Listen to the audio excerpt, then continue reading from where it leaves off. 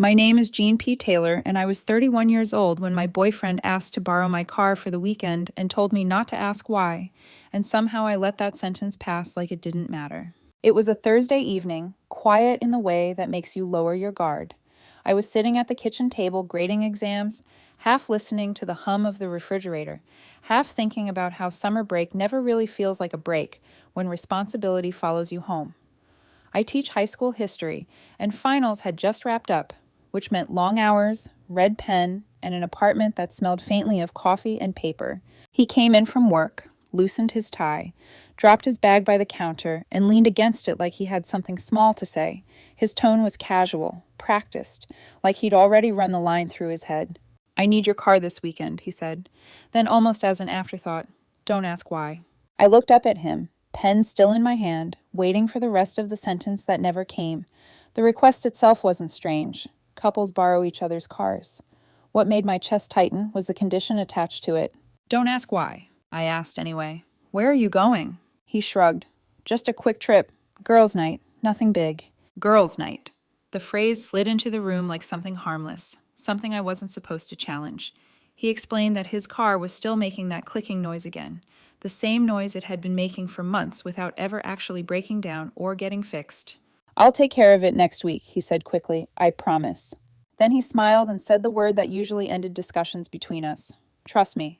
We had been together 2 years. Trust was supposed to be the foundation. I told myself that trusting someone meant not interrogating them, not treating them like a suspect. What I didn't realize yet was that trust doesn't mean surrendering your right to clarity. Friday morning, I handed him the keys. He kissed me goodbye, told me to have a good day, and smiled in a way that looked more like relief than affection, like he'd expected resistance and was grateful it hadn't come. He left, the door closed, the apartment went quiet. That should have been the end of it. But something about the way he said, "Don't ask why," stayed with me. It echoed in my head while I washed dishes, while I answered emails, while I tried to focus on anything else. It felt less like reassurance and more like instruction. 6 months earlier, someone had hit my car in a parking lot and driven off.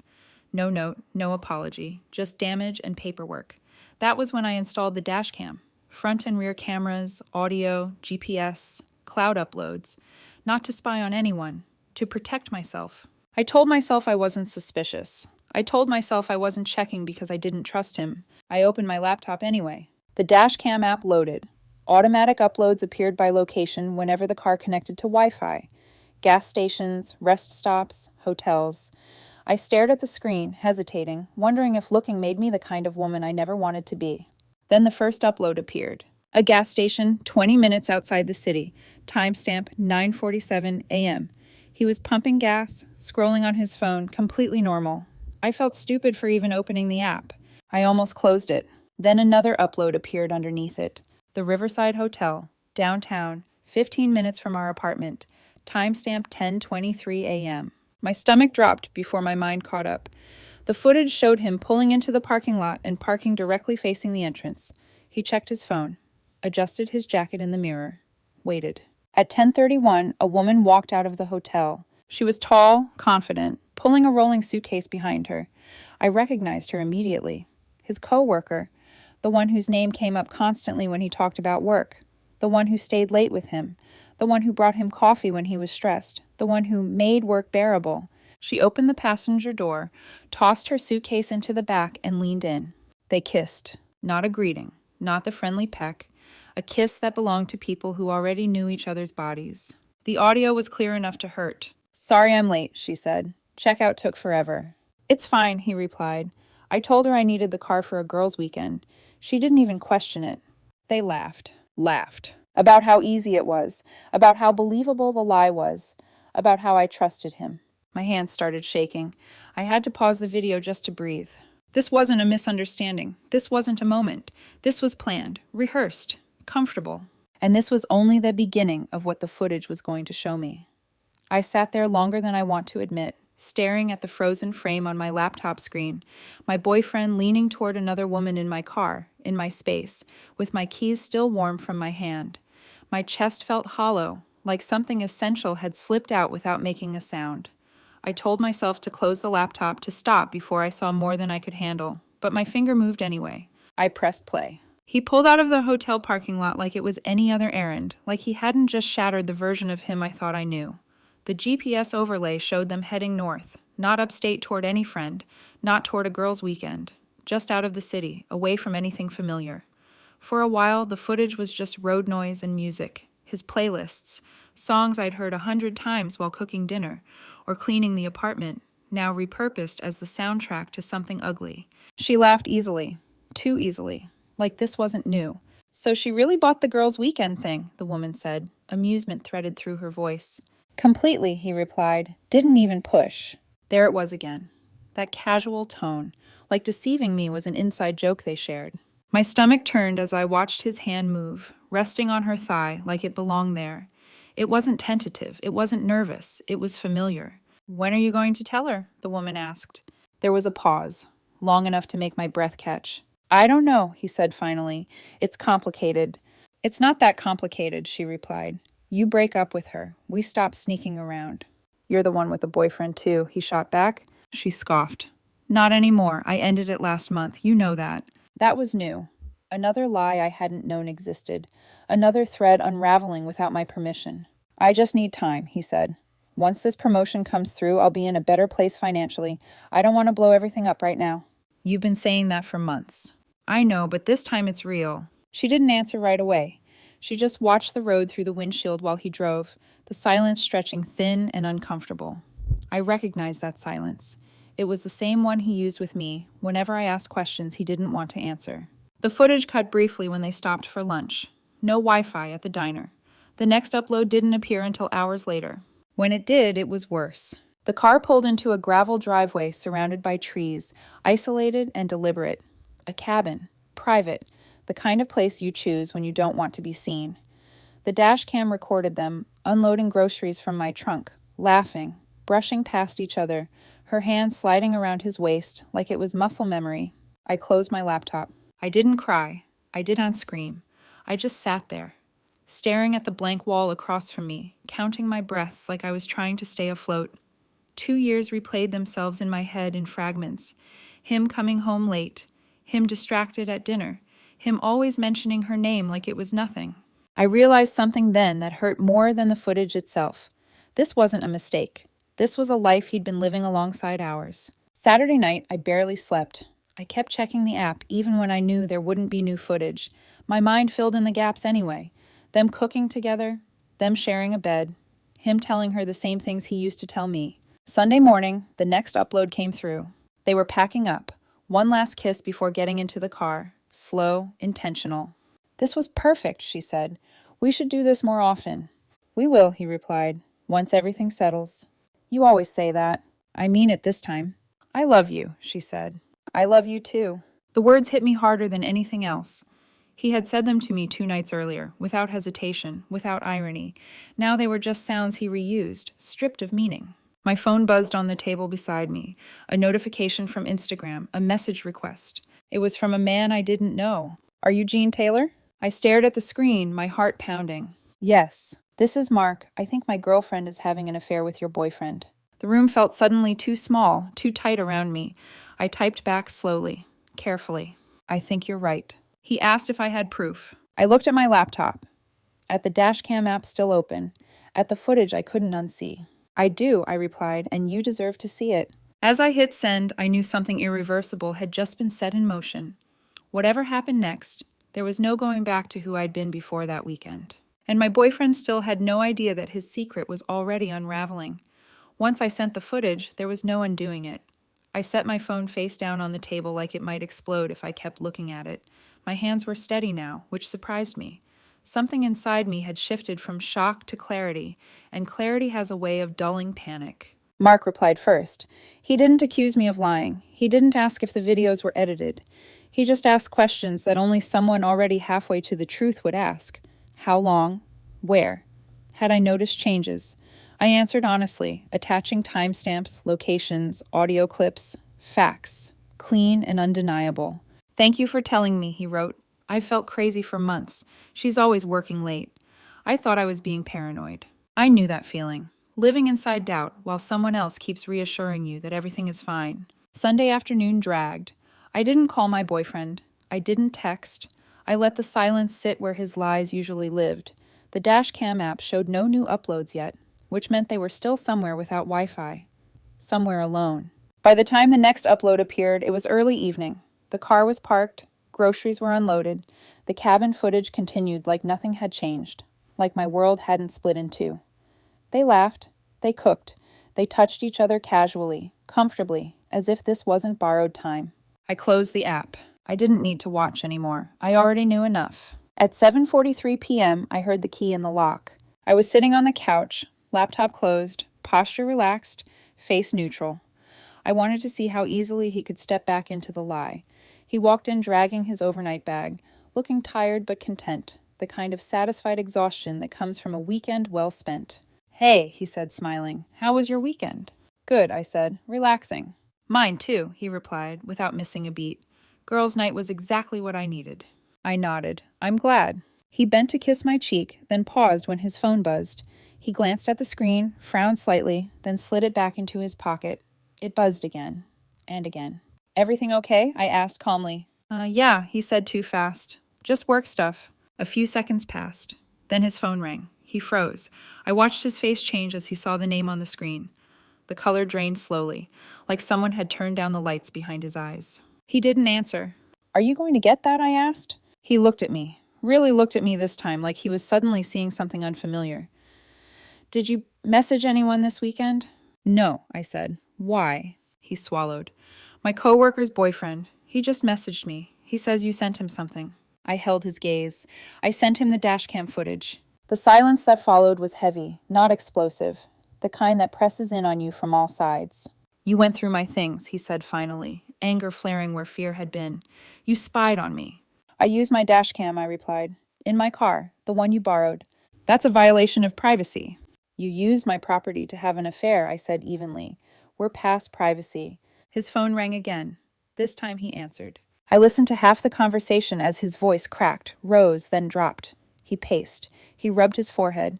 He said my name once, like it was an accusation. When he hung up, he looked wrecked. "She told him everything," he said. "She showed him the videos. He's furious. He says he's confronting her tonight." "And?" I asked. "And she's threatening to send it to HR," he added quietly. "There's a policy. We weren't supposed to—" I raised an eyebrow. "Weren't supposed to what?" He hesitated. "She reports to me." The words landed heavier than anything else so far. Not just cheating, a power imbalance. A line crossed in more ways than one. My phone buzzed then. A message from Mark. I showed her the footage. She admitted it. I asked her to leave. "I'm calling a lawyer tomorrow."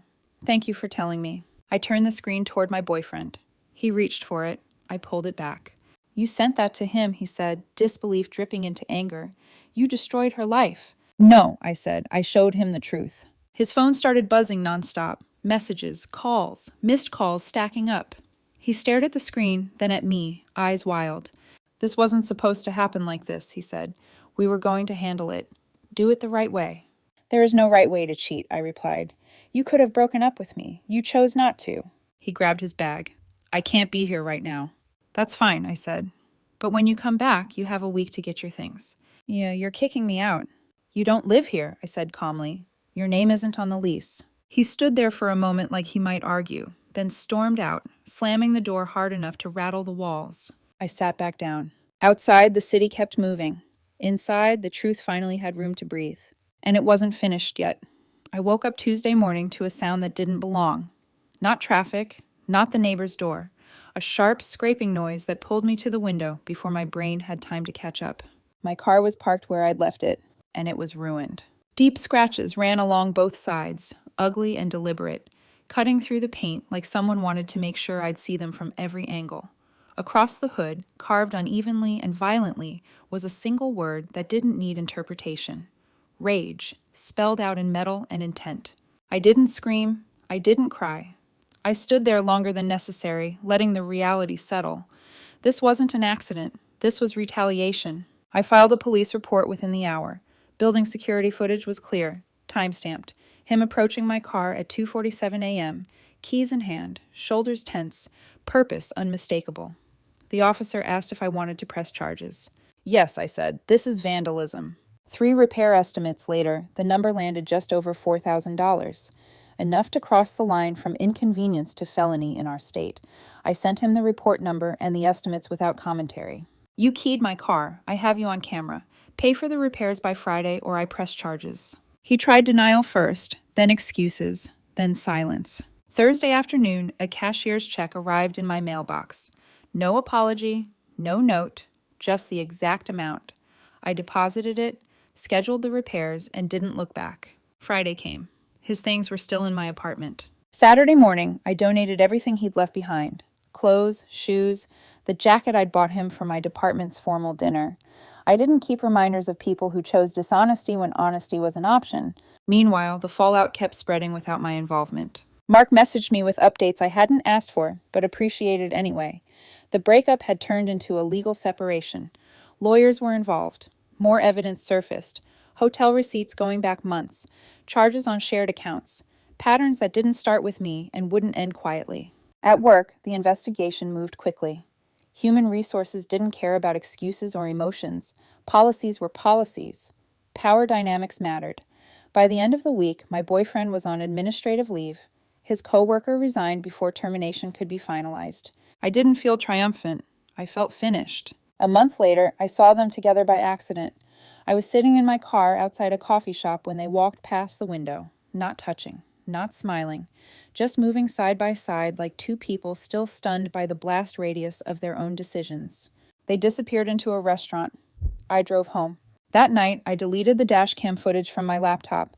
I kept one encrypted backup, stored away where it belonged. Evidence matters. Obsession doesn't heal. The apartment felt lighter. Not just quieter, but calmer. Like something corrosive had finally been removed. I started running again in the mornings. Early, before the day demanded anything from me. The rhythm cleared my head. No explanations, no lies. Just forward motion. Dating didn't interest me. I wasn't lonely. I was relieved. Consequences had arrived without needing my permission. And for the first time since that Thursday night, I felt steady standing in the aftermath. 3 months after everything collapsed, I was sitting in my car outside a coffee shop, engine running, radio low, when I saw them again. Not because I was looking for them, not because some part of me was still tied to that life, but because timing has a way of circling back when you least expect it. They walked past the window together, not holding hands, not arguing, not smiling, just moving side by side with the exhausted energy of two people who had survived something they created and didn't know what to do next. He looked thinner, worn down, the confidence he used to carry so easily stripped away. She looked distant, talking while he barely responded, like the words no longer landed anywhere meaningful. This was the future they'd planned in my car on the drive to that cabin. I didn't get out. I didn't stare. I let them pass and pulled back onto the road. That night, my phone buzzed. A message from Mark. Divorce finalized. I got the house. I got the settlement. I got my life back. Starting over feels terrifying, but it also feels right. Thank you for telling me the truth. I smiled, small and quiet. Congratulations. You deserve peace, I typed back. Then he asked how I was doing. I didn't rush the answer. I thought about the apartment that finally felt like mine again. The mornings I woke up without anxiety sitting in my chest. The silence that no longer felt heavy. I'm good, I wrote. Better than I've been in a long time. And I was. Life settled into something simple. Morning runs before work. Dinner without tension. Documentaries playing in the background while I graded papers. My students noticed the difference before I did. Colleagues commented that I seemed lighter. I hadn't changed my schedule. I'd changed what I was carrying. Thanksgiving came and went. My brother asked if I was bringing anyone. I told him no, just me this year. He asked if I was okay, really okay. I told him yes. He believed me. A week later, one final message came through from an unfamiliar number. An apology. Regret wrapped in self-awareness. Words meant to reopen something that no longer existed. I stared at it longer than I should have. Considered replying. Considered explaining that apologies don't repair broken trust. That timing matters.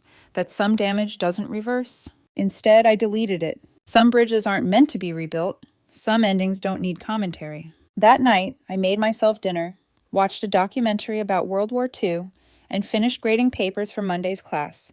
It was an ordinary night, and that was exactly what made it perfect. He used to tell me I was boring, that I needed more excitement, more risk. Turns out boring is just another word for stable. Predictable, honest. I'll take that over betrayal every time. The dashcam stayed installed. These days, it only records my commute and grocery store runs. Exactly what it was meant for. My car, my space, my life. And finally, my peace.